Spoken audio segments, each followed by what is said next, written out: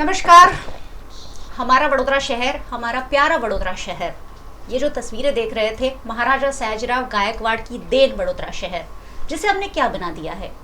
Monsoon जब आता है, वडोदरा शहर के लोगों को भी मन तो बहुत होता है कि हमारे शहर में भी बारिश हो, बहुत अच्छी बारिश हो। लेकिन जब आधे घंटे की बारिश होती है, हम सबके मन में एक डर बैठ जाता है।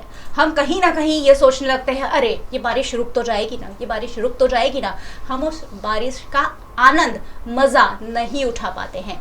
जैसे ही धुआंधार बारिश होती है, थोड़ी तेज बारिश होती है, हम सभी के मन में ये डर सताने लगता है। 2019 का फ्लड हमने देखा है, इसके आगे भी फ्लड आता रहा है, और फ्लड नहीं भी आया तो वडोदरा शहर में सिर्फ आधे घंटे की बारिश में हमेशा नदी, समंदर, तालाब लहरा जाते हैं। दांडिया बाजार ले लो, रावपुरा ले लो, कई इलाके ले लो, विश्वामित्री के तट के तो सारे इलाके ले लो, जैसे ही जलस्तर बढ़ता है वहाँ जल जमाव हो जाता है। यानी वडोदरा शहर को और मॉनसून को कहीं ना कहीं जो एक खुशी की लहर होनी चाहिए, उससे ज़्यादा एक डर की लहर है वडोदरा शहर के लोगों के मन में। और उसका कारण है शहर में होने वाला जल जमाव। शहर को हम स्मार्ट सिटी बनाने निकले हैं, लेकिन शहर में जल जमाव की समस्या तो सालों से हम सॉल्व नहीं कर पा रहे हैं। आज कल भी हमने इस पर चर्चा की थी कि जल जमाव और बाढ़ आखिर क्यों आते हैं। एक अध्ययन पर बात हुई थी, आज कैसे रोका जा सकता है उस पर बात होने वाली है। और इसलिए मैं कह रही हूं कि जल जमाव और बाढ़ आखिर हल क्या है।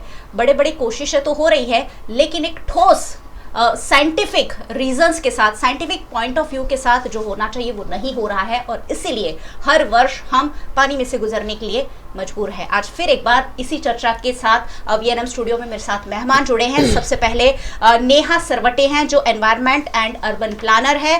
साथ ही हमारे साथ है डॉक्टर शिशिर रावल, जो लैंडस्केप आर्किटेक्ट और इकोलॉजिकल प्लानर है। और हमारे साथ जुड़े हैं शहर के जाने माने एनवायरमेंटल एक्टिविस्ट रोहित प्रजापति, जो रिसर्चर भी है, लेखक भी है, जाने माने पर्यावरणविद भी है। और रोहित भाई प्रजापति को तो खैर कौन नहीं जानता। आज इन तीनों मेहमानों के साथ मैं चर्चा करने वाली हूँ कि जल जमाव और बाढ़ आखिरकार हल क्या है इस चीज़ का। क्यों वडोदरा शहर के लोग आखिर इसी मसले पर हर मॉनसून में रूबरू होते रहें। मैम, सबसे पहले आपसे शुरुआत करेंगे। बाढ़ को रोकने के लिए या जल जमाव को रोकने के लिए कुछ सुझाव हर बार सोचे जाते हैं, चर्चा होती है, ऐसा होना चाहिए, ऐसा होना चाहिए। कितना सही है और कितना गलत है ये? पहले तो मैं ये कहना चाहूँगी कि जो वडोदरा शहर है, काफ़ी लोग बोलते हैं कि विश्वामित्री नदी शहर के बीच से निकलती है। तो वो जो फ्रेमवर्क है वो थोड़ा बदलना पड़ेगा कि नदी शहर के बीच में से नहीं गुजरती, शहर नदी के आजू बाजू बसा हुआ है। बिल्कुल सही। तो नदी पहले आई थी और फिर शहर आया था। तो जब शहर की रचना करते हैं तो उसकी जो नदी की सीमा है उसको ध्यान में रखते हुए होनी चाहिए, जो हमने नहीं की है, सालों से नहीं की है। तो वो एक कारण है जो नहीं होता।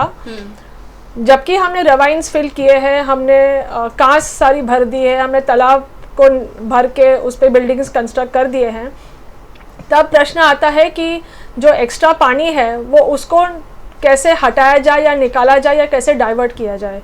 तो एक है कि पानी एक बहुत ही कीमती रिसोर्स है, उसको निकाला या उसको एक परेशानी की तरह नहीं देखना चाहिए।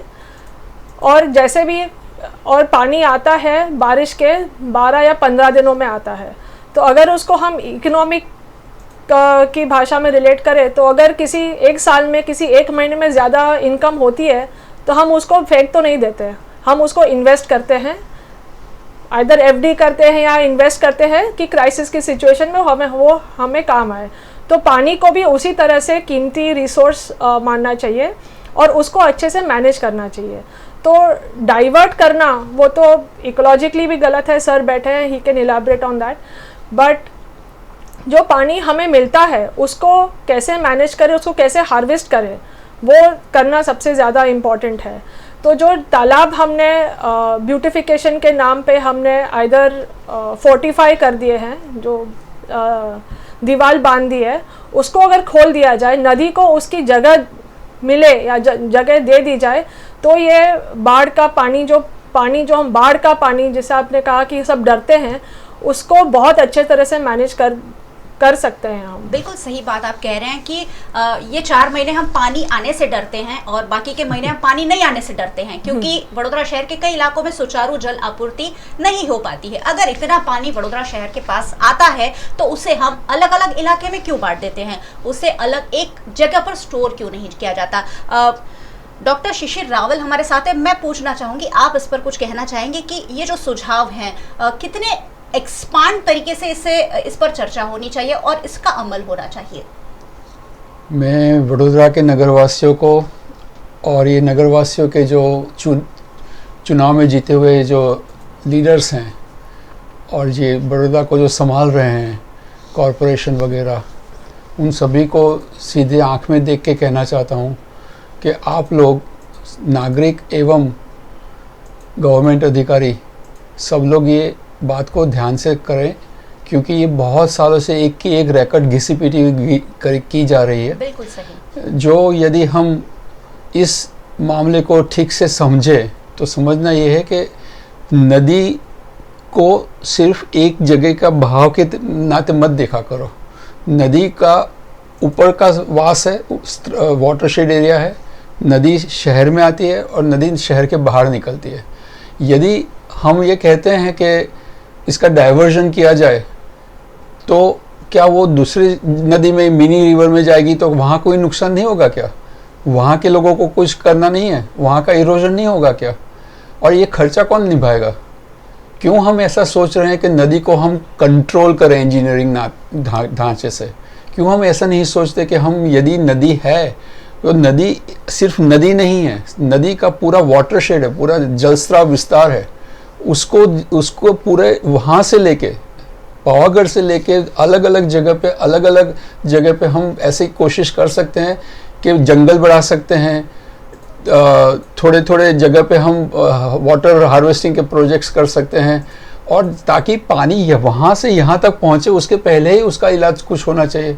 और दूसरा, यहाँ सौरिया नदी के बाद से वो डाइवर्जन निकाल के ये हम बात करते हैं तो वो किसके लिए हम करते हैं और उसका नतीजा क्या आएगा वो तो सोचो। हमें कारण समझना चाहिए और कारण के सुझाव के परिणाम भी सोचना चाहिए। ऐसा करेंगे तो शायद कुछ अच्छी तरह से बात हम कर सकते हैं। बिल्कुल सही बात है। जब मॉनसून आता है सिर्फ और सिर्फ तभी विश्वामित्री नदी याद आती है। बड़े बड़े प्रोजेक्ट्स बने हैं विश्वामित्री को शुद्ध करने के, उसे डाइवर्जन देने के, लेकिन सारी चीज़ें कागज़ पर है, कुछ भी इम्प्लीमेंटेशन नहीं हुआ है और उसी की वजह से हर साल वडोदरा शहर बाढ़ का गवाह बनता है और बाढ़ नहीं आती है। अभी फिलहाल ही हम बचे हैं, 2-4 दिन पहले ही हम बाल बच गए हैं बाढ़ के खतरे से। वडोदरा शहर के लोगों को आजवा का जलस्तर और विश्वामित्री का जलस्तर कितना ज़्यादा इफेक्ट करता है वो मैं अपने पोस्ट पर देखती हूँ कि हमेशा जब हम आजवा का और विश्वामित्री का जलस्तर अपडेट करते हैं, लोग कनेक्ट करते हैं उससे, लोग कहते हैं कि प्लीज़ आप अपडेट करते रहिए, हमें डर लग रहा है। रोहित भाई क्या कहना चाहेंगे? हर बार सुझाव चर्चा, कुछ ठोस नहीं हो रहा है। एक सीधी भाषा में कहूँ कि जो हम लोग समझ पाए, डाइवर्जन की बात होती है।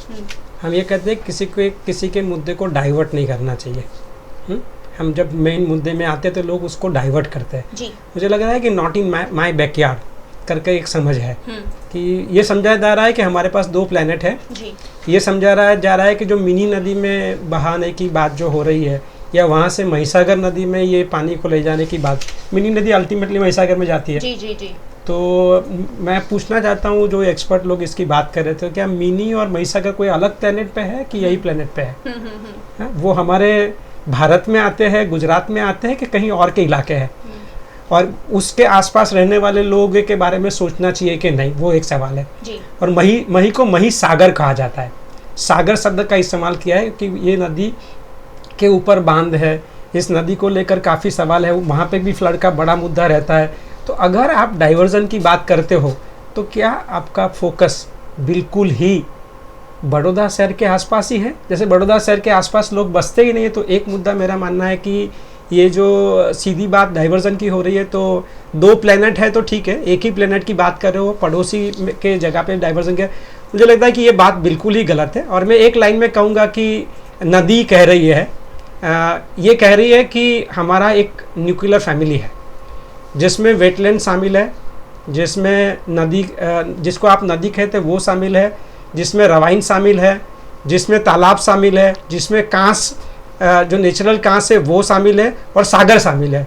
हमारे बीच में जो आपने दूरियां पैदा की है, हमारे बीच में जो बंटवारा आपने पैदा किया है, हमारा जो डाइवर्स आपने किया है, जो तलाक किया है, उसको लेकर सारे सवाल पैदा हुए। तो उस पर फोकस होकर बात करनी चाहिए। और मैं चाहूँगा जो एक्सपर्ट डाइवर्जन की बात होते हैं उनके साथ यहीं पे बैठ के एक डिबेट हो सीधी। बिल्कुल सही बात है, डाइवर्जन होना चाहिए, लेकिन ये तीनों मेहमान इससे ताल्लुकात नहीं रखते हैं कि विश्वामित्री को डाइवर्ट करके आप दूसरे लोगों को भी खतरे में डाल सकते हो। ऐसे में क्या प्लान होना चाहिए आखिरकार? डॉक्टर रावल, मैं आपसे पूछूंगी क्योंकि आप इकोलॉजिकल प्लानर भी है, लैंडस्केप आर्किटेक्ट भी हैं, तो आखिरकार क्या सुझाव होने चाहिए, क्या प्लान्स होने चाहिए, और ऐसे प्लान्स हमें चाहिए जो लंबे अरसे तक चले? क्या बताना चाहेंगे? ये प्रश्न आपने बहुत महत्व का पूछा है, बहुत ही, क्योंकि हम प्रश्न जो हल करने हैं तो एडहॉक माने अभी का अभी करना है जी। हम लंबे दौर पे नहीं सोचते हैं। तो सही बात बताऊं ना तो सबसे अंदर की एकदम जो बात है कि कैसे हम इसको लॉन्ग टर्म के लिए लंबे अरसे के लिए असरदार बना सकते हैं जी। तो उसमें सबसे पहला जो कठिन काम है वो जमीन पे है ही नहीं, वो अपने दिमाग में है। और वो दिमाग जो है वो गलत सोच की वजह से अभी हमें ये सब सुझाव मिल रहे हैं। तो मेरा ये खुद का अनुभव है शिक्षक के नाते, और कई सारे कंट्रीज में घुमा भी हूँ। हमारे यहाँ जो सबसे बड़ी मजबूरी है वो है हमारे शिक्षण में, जिसको इकोलॉजिकल साइंसेस कहते हैं, वो नहीं पढ़ाए जाते हैं। बिल्कुल सही बात है। इंजीनियर्स एंड प्लानर्स को नहीं पढ़ाए जाते हैं। दूसरा, जब प्लानिंग करते हैं तो हम कंटूर्स या तो लेवल्स की बात करते ही नहीं है। हमें बस ऐसे ही कर देना, टीपी स्कीम बनाते हैं तो ना तो वो कंटूर देखते हैं, ना तो वो तालाब देखते हैं, ना तो नदी देखते हैं। जैसे रोहित भाई ने बताया, हर एक का बंटवारा कर दिया है, हर एक दूसरे से कनेक्टेड, ऐसा सोचते ही नहीं है। तो सबसे बड़ी बात, यदि कोई मेयर या कमिश्नर है उसको नामना चाहिए तो उनको ये करना चाहिए कि वो एक डिजिटल सर्वे कराए पूरा शहर का, पूरे शहर का क्या, वाटरशेड का पूरा। और जब ये बनेगा तब जाके आगे की बात साइंटिफिकली हो सकेगी। अभी ये नक्शा ही नहीं है, लैंडफॉर्म का पता ही नहीं है, तो बात कैसे चलेगी? तो ये दो बात मैं सबसे पहला कहना चाहता हूँ कि एक तो इकोलॉजिकल एजुकेशन हर एक स्तर पे, specially engineers, planners and architect को मिलना चाहिए। और दूसरा, कंटूर सर्वे बहुत ही ज़रूरी है। दूसरे एक दो पॉइंट्स है, लेकिन बाद में बात करते हैं उसकी। लंबे अरसे के प्लान बता रहे हैं डॉक्टर रावल कि अगर ऐसा कॉरपोरेशन के साथ बैठकर, जो एक्सपर्ट्स हैं उनके साथ बैठकर अगर चर्चा की जाए, लंबे अरसे के प्लान किए जाएं और उस पर एक्शन किए जाएं, तो कहीं ना कहीं समस्या सुलझ सकती है। लेकिन फिलहाल तो आग लग चुकी है, मॉनसून आ चुका है, वाटर लॉगिंग वडोदरा शहर में होने ही लगा है लगातार। कितने दिनों से हम आपको दिखा रहे हैं कि बारिश तो रुक गई है 2-4 दिनों से, लेकिन उसके बाद भी शहर में कई इलाकों में जल जमाव है। रोहित भाई से इसलिए ये मेरा सवाल सबसे पहला कि फौरन क्या करना चाहिए? फिलहाल अगले साल क्या होगा वो तो हम बाद में देखेंगे, लेकिन मॉनसून चल रहा है, क्या फौरन कुछ ऐसे एक्शन हम ले सकते हैं जिससे एटलीस्ट वाटर लॉगिंग से हम बच सकें? मैं आपको बताऊं कि 2019 में जब फ्लड आया था तो ये प्रक्रिया की गई थी। मैं आपको बता दूं कि एक तो जो आम लोग हैं वो अपने जो इलाके है वहाँ पानी कितने बजे कब आया, हाँ, वो समय और तारीख नोट करे और कहाँ तक पहुँचा, कैसे पहुँचा, हाँ, कितने इलाके तक का स्प्रेड हुआ, ये लोग अपने आप करें, क्योंकि मुझे भरोसा नहीं है कि कॉरपोरेशन करेगी नहीं। तो एक तो ये वाटर मैपिंग हो जाना चाहिए। दूसरा, मुझे लगता है कॉरपोरेशन को खुद ये वाटर मैपिंग करना चाहिए कि बाढ़ कहाँ तक, खास करके मैं आपको स्पष्ट कर दूं कि अपने यहाँ दो सवाल है। एक तो पूर का सवाल है और पानी का भराव। हमेशा ऐसा नहीं होता है कि पानी विश्वामित्री नदी से होकर आपके घर में आ रहा है। कहीं बारिश गिर रही है तो आपका पानी नदी तक नहीं पहुंचता है, आपका पानी रिचार्ज नहीं हो रहा है, आपका पानी बहा जा रहा है, आपका पानी तालाब में नहीं जा रहा है, और आपका पानी जगह पे रुका हुआ है, क्योंकि आपने जो रोड बनाया है वो कंटूर के मुताबिक नहीं बनाया है, और ये जो रोड है वो चेक डैम की तरह काम करते हैं। तो मुझे ये लग रहा है कि ये इन्फॉर्मेशन अभी फ़िलहाल, अगर अभी तो दोबारा बारिश होगी, यही मत सोचना है कि लास्ट टाइम मुझे लगता है 2019 में ये कहा गया था कि 2 अगस्त के बाद नहीं, लेकिन उसके बाद भी बाढ़ आई थी। हम चाहे कि नहीं ऐसा ना हो, लेकिन वाटर लॉगिंग तो होने वाला है जब बारिश गिरेगा। तो एक तो ये मैपिंग कॉर्पोरेशन करे और आम लोग करे, ये तुरंत करने वाली बात है।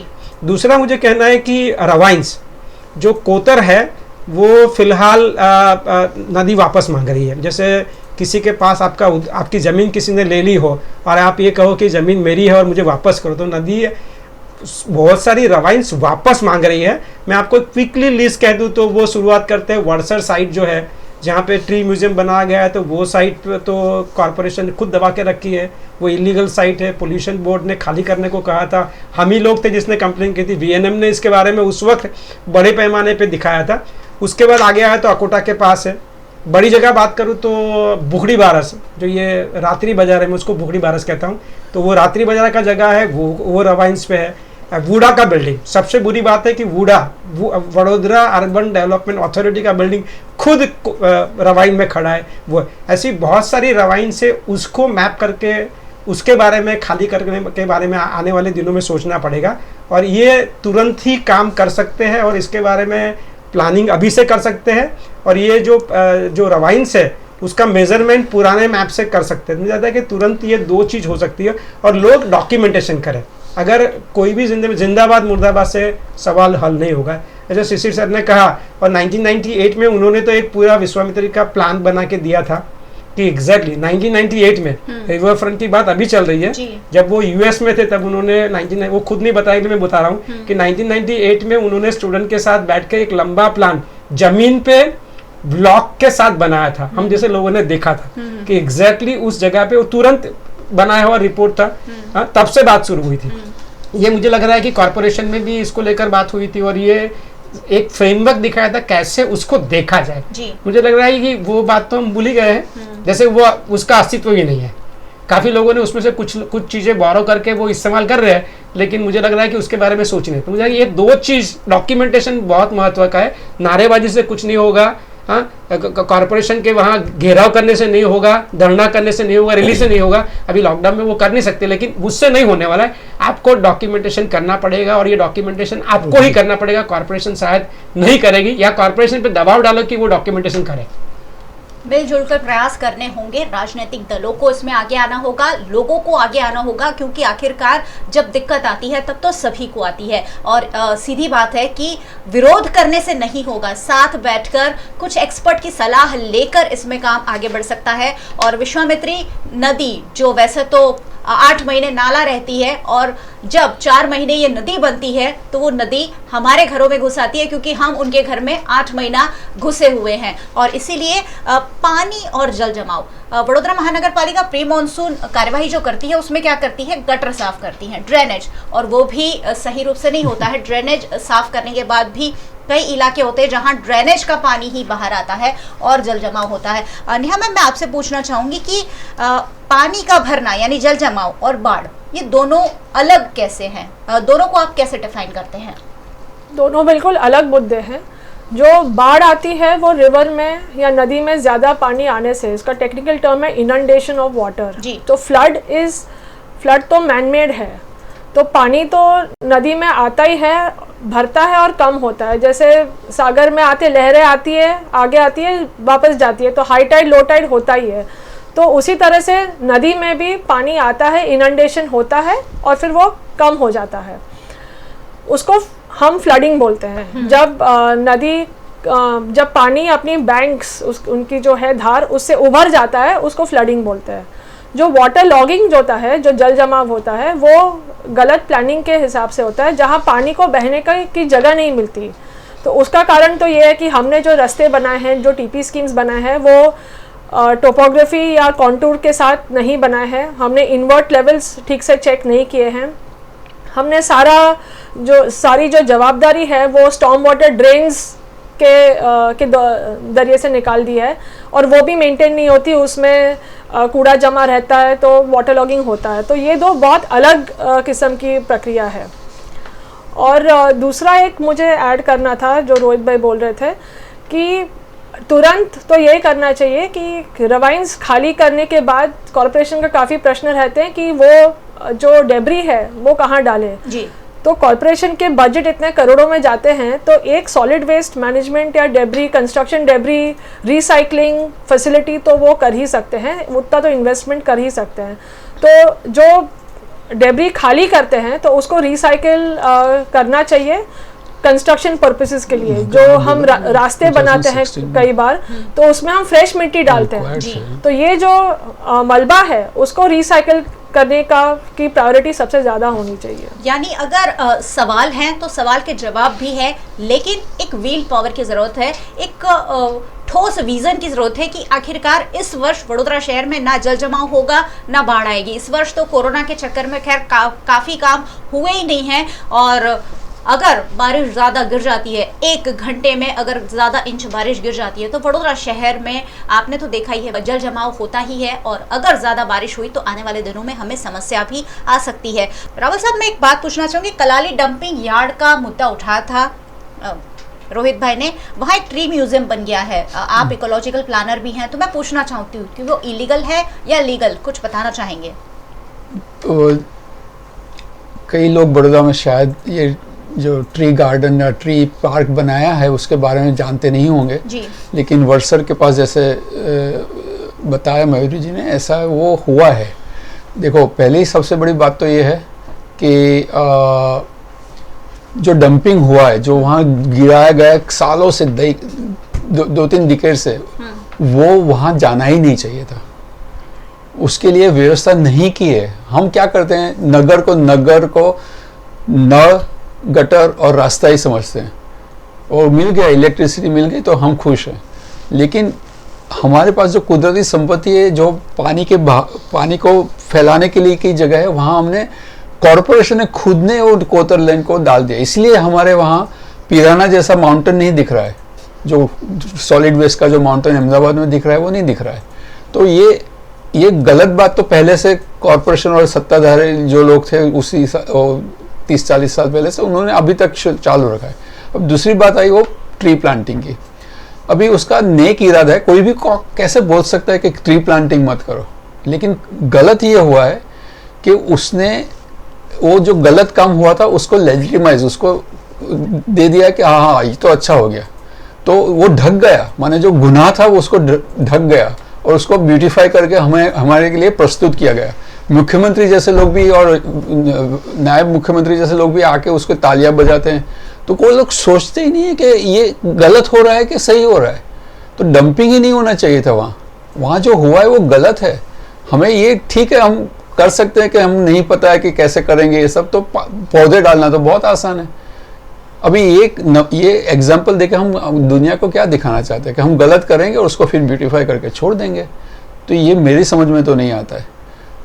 भले नेक इरादे से किया था, लेकिन ये साइंटिफिकली और लीगली और आगे की इकोलॉजिकल कंडीशन को देख के ये सही नहीं किया है। गलती पर पर्दा डालने की कोशिश की गई है, ये कह रहे हैं डॉक्टर रावल। रोहित भाई, आपने एक और चीज उठाई थी कि विश्वामित्री के तट यानी कोतर खाली करने की आपने बात कही थी। स्पेशली कहाँ से खाली करने चाहिए ऐसा आप मानते हैं? मुझे लगता है कि बहुत सारे कोतर्स है।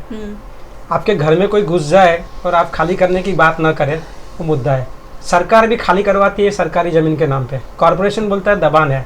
नदी तो फरियाद नहीं कर सकती, तो बहुत सारी कोतर्स, मैंने जैसे कहा कि वर्सर साइट एक है, वहां से आए तो अकोटा का जो बाग है और उसके आसपास का इलाका, अकोटा का बाग मतलब अकोटा गांव को छूकर जो बाग है, मैं अकोटा में जो एक अकोटा बाग कहा जाता है उसके नहीं, अकोटा के गांव के पास एक तालाब था जो कोतर के साथ जुड़ा हुआ है, वो जगह है।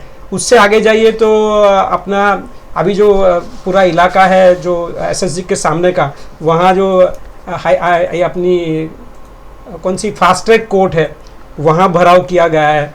उसके आगे जाइए तो मैंने आपको कहा था भुगड़ी बारस जो है वो है, बूढ़ा का बिल्डिंग है, एक लंबा है और ये ऊपर तक है, ऊपर तक। और मैं एक स्पष्टता कर दूं कि नदी को आप टुकड़े में मत देखिए, नदी को आप पूरी देखिए।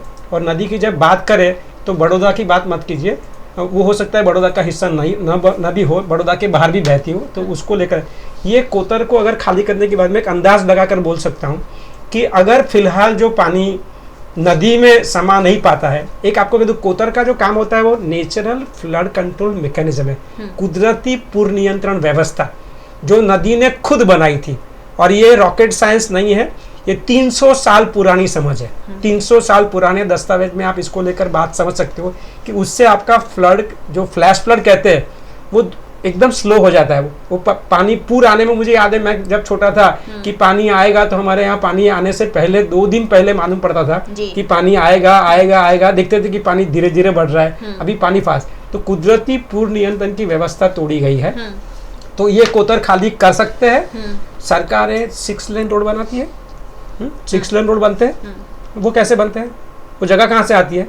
तो नदी को जमीन वापस नहीं कर सकते क्या आप? नदी की जमीन जो आपके हित में है, हाँ, 6 लेन रोड बन सकते हैं, उसके लिए आप जमीन भी ले सकते हो। तो ये 6 लेन रोड की डिमांड विश्वामित्री नहीं कर रही है। विश्वामित्री लोगों को और कॉरपोरेशन को ये कह रही है कि मेरी जगह मुझे वापस करो, ताकि मैं पूर्ण नियंत्रण खुद कर सकूँ। ऐसा कांस जो नेचुरल थी, वो सारी कांस बहुत बुरी हालत में, लोग वो कांस को आइडेंटिफाई करें। गरीबों को हटाया जा रहा है जरूर, बिल्डिंगें नहीं हटती है, हाँ? और नदी भी कभी कभी गरीब का झोपड़ा तोड़ सकती है, लेकिन बिल्डिंगें या बड़ी बड़ी होटलें नहीं तोड़ सकती। मुझे लग रहा है कि ये चीज़ तुरंत होनी चाहिए। और मैं एक बात और जोड़ दूँ कि अगर किसी को लंबा पढ़ना है, जिसमें ज़्यादा कंट्रीब्यूशन कहे तो टेक्निकल और लीगल मैंने किया है, टेक्निकल शिशिर भाई और नेहा बेन और बाकी लोगों ने किया है। हमने बहुत सारे खत लिखे हैं, वो खत बहुत लंबे हैं। मुझे लग रहा है वो खत आप पढ़ सकते हो काउंटर व्यू की साइट पे, या अगर गूगल में सर्च करोगे विश्वामित्री रिवर पोल्यूशन या Vishwamitri river flood water logging, तो आपको बहुत सारे आर्टिकल।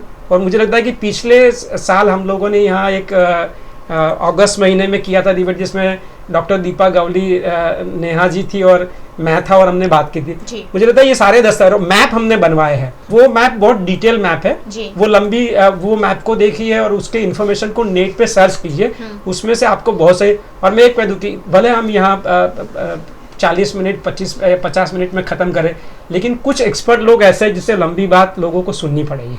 सबको आदत है, जैसे मैं भी रोकता था कि जैसे शिशिर भाई को कि अगर कोई पत्रकार होगा तो 3 मिनट में, मुझे लगता है काफ़ी एक्सपर्ट लोगों को आपको लंबा सुनना पड़ेगा। अगर आपको उसका सही विकल्प चाहिए, उसको आपको रिजॉल्व करना है परमानेंटली, सुननी पड़ेगी बात। वो कभी कभी आपको ऐसा लगेगा कि ये आधे घंटे का भाषण है, 45 मिनट का, वो सुनना पड़ेगा और वो उतनी बारीकाई से समझना पड़ेगा, तो ही इसका हल होगा। और इसका हल मैं आपको बता दूं एक लाइन में, इसका हल हो सकता है। और 2 चीज तो तुरंत हो सकती है। रवाइन खाली करो, जो नेचुरल कहाँ से उसको खाली करो, जो तालाब हमने ले लिए वो वापस करो, जो तालाब को आपने टाइप है ना, ये फांसी दी है तालाब को गले में, बच्चों को तो फांसी दे रहे हैं स्कूल वाले, ये तालाब को फांसी देने की बात है, वो फांसी हटाइए। ये सारी चीज सबको मिलकर करनी पड़ेगी। तो बहुत, मैं बताऊं कि 40% प्रश्न तुरंत प्राइमा फेसी हल हो सकता है। बिल्कुल सही बात है। रोहित भाई कह रहे हैं कि आपको सुनना पड़ेगा और समझना पड़ेगा, क्योंकि जब समस्या आती है सिर्फ विश्वामित्री नदी के तट में रहने वाले लोगों को नहीं आती है, क्योंकि विश्वामित्री का पानी जब शहर में बढ़ता है और इलाकों में भी पानी उतना ही बैक आता है, और समस्या वडोदरा शहर के कई इलाकों में देखी जाती है। न ही विश्वामित्री के किनारे बसने वालों की बात नहीं है, पूरे शहर को ये समस्या झेलनी पड़ती है। और इसीलिए इस पर लंबी डिस्कशन हर साल हम ये मुद्दा उठाते हैं। पता नहीं क्यों पालिका तक ये नहीं पहुंच पाता है, कम से कम लोगों तक पहुंच पाए। बरसाती कास्ट में कचरा डालने वाले भी हम लोग हैं, शायद वो हम कम कर सके। सर रावल सर, आपसे मैं जानना चाहूंगी, क्या किया जा सकता है? आप कुछ लिख रहे हैं, आप कुछ कहना चाहते हैं, आप लंबे अरसे में देख रही हूँ कि आप कुछ कहना चाहते हैं। देखो, ये एक मुद्दा ऐसा है कि टुकड़े टुकड़े में हम नहीं सॉल्व कर पाएंगे। मैं लिख रहा था, ये था कि जो रोहित भाई की बात सुन के मैं लिख रहा था कि हमने विश्वामित्री की जगह ले ली है अपने हाथ में। तो क्यों ले लिए, किसने ले ली है? तो क्यों हम परमिशन ही देते हैं पहले जी।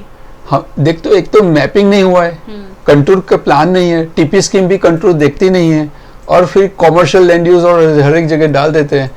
जब अगोरा माल शुरू हुआ था तब मैंने एक सिटी इंजीनियर को बताया था कि ये तो नदी की जगह पे बना रहे हैं जी। तो कहते वो नदी कहाँ है, वो तो नदी नहीं है। उनके लिए तो नदी माने वो जो बहाव है वही उनके नजर में, उनको नदी एज ए सिस्टम देख ही नहीं रहे हैं। छोटे बड़े तालाब कहीं भी जाओ आप, बड़ौदा के आसपास और दूसरे शहरों में भी, हर एक जगह उन्होंने तालाब और जो तालाब से निकलने वाली नहर माने जो कहाँ से, या तो जिसको हम स्ट्रीम कहते हैं, उसको सभी को हमने एनक्रोच करके दबोच दिया है। और ये कौन कर रहा है? हमारे चुने हुए नेता ही उसको आशीर्वाद देते हैं, हमारे एम्प्लॉय किए हुए इंजीनियर्स और टाउन प्लानर्स ही ये सब कर रहे हैं, तो कौन जिम्मेदारी लेगा? जो सहन कर रहे हैं, जो दुख सहन कर रहे हैं, वो तो हैव नॉट्स है, वो तो गरीब लोग हैं ना। और हम जब हमारे घर में पानी आया तो हमें सुकून है। तो ये जो लिखना मैं ये चाहता था कि एक दूसरा एक अच्छी तरह से तुरंत कर सकते हैं ऐसा काम ये है कि पूरा administration of VMC should be redone entirely, and they should hire ecologists and ecological planners and landscape architects also. This city or this country, ये देश और ये शहर सिर्फ इंजीनियर से नहीं चल सकेगा। बिल्कुल सही बात है। इसमें एक आखिरी बात ये बताना चाहता हूँ कि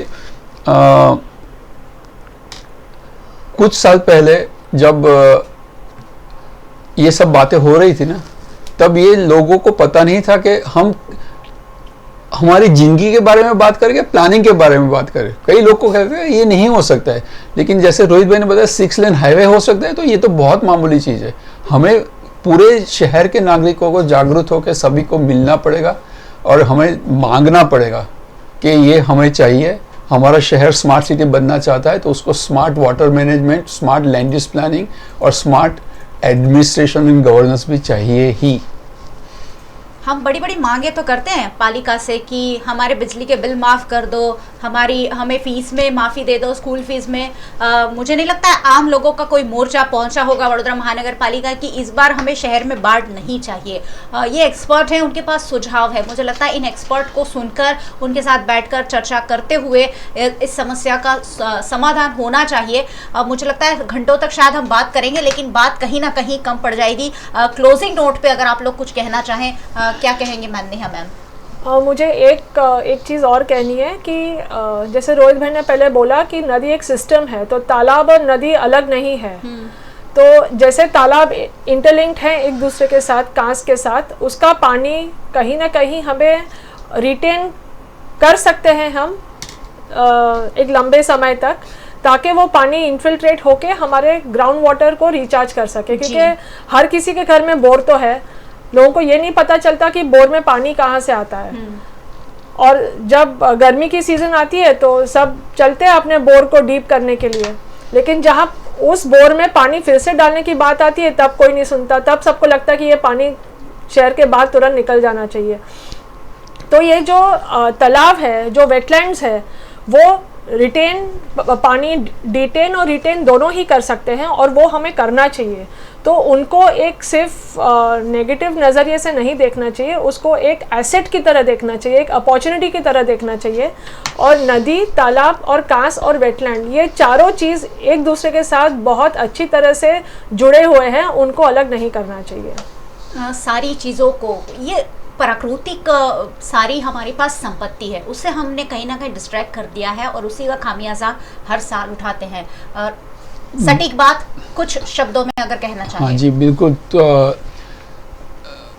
डॉक्टर जय शाह का जो रिसर्च था उसमें उन्होंने एक सुझाव दिया था, और जो सुझाव हम 2014 से जब हमने खत कमिश्नर थे उस वक्त जिनको लिखा था, और आनंदीबेन पटेल मुख्यमंत्री जी थे, तो उस वक्त हमने कहा था कि ये जो है ना कॉरपोरेशन का सिर्फ काम नहीं है, हमें ये काम ऐसे करना है कि एक तो स्कूल चिल्ड्रन से हमें एजुकेशन से इकोलॉजिकल अवेयरनेस भी करनी है, और दूसरा एक सुझाव हम उस वक्त से करते आए हैं और वो ये है कि एक वाटरशेड काउंसिल करनी चाहिए।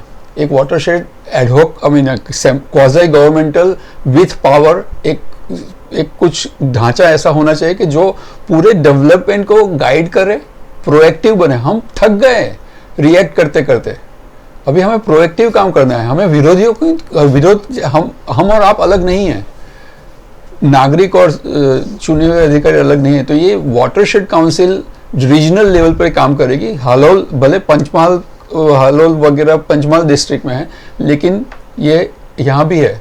तो ये एक नया सोच है। न्यूजीलैंड जैसे देशों ने तो अपना एडमिनिस्ट्रेटिव ढांचा ही वाटरशेड के बाउंड्री के मुताबिक बना दिया है। Okay. तो ये watershed council, empowered watershed council होनी ही चाहिए, और उसके मेंबर्स कौन बन सकते हैं, उसकी सब प्रक्रिया और या उसकी चर्चा करके इसका अमल करना बहुत ही ज़रूरत है। तभी शायद हम वडोदरा शहर को जल जमाव से या बाढ़ से बचा पाएंगे। पिछले दिनों कोरोना को भगाने के लिए हमने खूब थाली बजाई है, लेकिन रोहित भाई कह रहे हैं कि थाली बजाकर वडोदरा शहर हर बार फ्लड को बुलाता है। ऐसा क्यों कह रहे हैं आप रोहित भाई? मुझे लग रहा है कि ये जो फ्लड हमारे यहाँ वाटर लॉगिंग होता है वो नदी ने खुद नहीं भेजा है, हमने उसको बुलाया है और प्यार से बुलाया है और नारे लगा के बुलाया कि तू आ बेल तू मुझे मार। और ये मैं कहूँगा कि कॉरपोरेशन मेड जो हमारा जो शहर का विकास का मॉडल है उसके संदर्भ में हुआ है। मैं आपको एक चीज़ और जोड़ दूँ कि एनजीटी में इसको लेकर केस हुआ था जो रिवर फ्रंट को लेकर था जी, जिसमें एक ऑर्डर 25 मई 2016 का है कि आपको दोनों, जिसको VRDP एरिया कहा गया था, वो सरकार ने खुद मार्क किया था नदी के दोनों तरफ 500 मीटर, वहाँ पे आपको कोई कंस्ट्रक्शन 2016 से 25 मई 2016 से नहीं करने चाहिए थे। मैं लोगों को कहना चाहूँगी आप खुद जाके देख के आओ कि कितने कंस्ट्रक्शन इलाके में हुए हैं। और कॉरपोरेशन ने ये ऑर्डर ना हाई कोर्ट में चैलेंज किया है ना सुप्रीम कोर्ट में, ये ऑर्डर आज भी लागू है, उसकी कंटेम्प्ट की पिटीशन पहनी है। और मुझे लग रहा है कि इसमें कोई रॉकेट साइंस का मामला नहीं, हम जैसे लोग तो अब थक गए कि क्या कहे।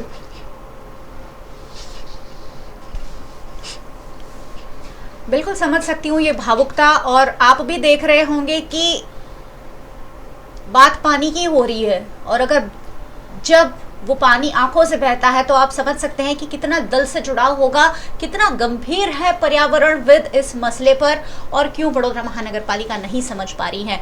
जब भी रोहित भाई यहाँ आते हैं, भावुक होते हैं, सवाल उठाते हैं, उसके जवाब देते हैं, लेकिन ये जवाब क्यों नहीं पहुंचते हैं? सवाल हर किसी के मन में है, लेकिन जवाब पर कार्यवाही नहीं हो रही है। मैं चाहती हूं कि आप जैसे लोग हमेशा इसके लिए लड़ते रहें, क्योंकि वडोदरा शहर को कहीं ना कहीं समस्या से निजात तो दिलानी पड़ेगी। आने वाली पीढ़ी भी शायद ये सोच रही होगी कि ये किस वडोदरा शहर की देन भेंट हमें मिली है, क्योंकि महाराजा सयाजीराव ने कितनी अच्छे सुचारू रूप से पूरा सिस्टम बनाया था वाटर स्टोरेज को लेकर, हार्वेस्टिंग को लेकर, और वाटर को जो पानी, जब बरसाती पानी आता है उसके निकाल को लेकर। लेकिन उस पूरे सिस्टम को हमने बिगाड़ दिया है। जगह जगह हमने विकास के नाम पर निर्माण खड़े कर दिए हैं, और वही निर्माण हमारे निर्माण में अब रोड़े डालते हैं। जब बड़े बड़े बंगले, करोड़ों के जो बंगले हैं उसमें पानी भर जाता है और करोड़ों का फर्नीचर बर्बाद हो जाता है, तब विकास आंखों के सामने पानी में तैरता हुआ नजर आता है। कैसे छुटकारा होगा? कई जो एक्टिविस्ट हैं, जो पर्यावरणविद हैं, उन्होंने मेरे पास एक्सपर्ट हैं, उन्होंने सुझाव दिए हैं। बैठकर इस पर चर्चा होनी चाहिए, बात चाहिए। मैं शुक्रिया अदा करती हूँ आप सभी का, आप हमारे यहाँ आए और बहुत इंपॉर्टेंट मुद्दों पर चर्चा की। बहुत इंटेलेक्चुअल व्यूअर्स भी हमारे साथ जुड़े हुए हैं जो लगातार कह रहे हैं कि ये इन्फॉर्मेटिव है, उन्हें भी समझ में आ रहा है, शहर के लोगों को भी समझ में आ रहा है कि कहीं ना कहीं इस पर चर्चा होनी चाहिए, इस पर बात होनी चाहिए, इसका अमलीकरण होना चाहिए। मैं आशा करती हूँ वडोदरा महानगर पालिका ज़रूर इन सुझावों को कहीं ना कहीं अमल में लाएगा और वडोदरा शहर 2021 में एक नया वडोदरा शहर बनकर शायद सामने आए। फिर एक बार आप सबका बहुत बहुत शुक्रिया, आप सबका भी हमारे साथ जुड़ने के लिए बहुत बहुत शुक्रिया।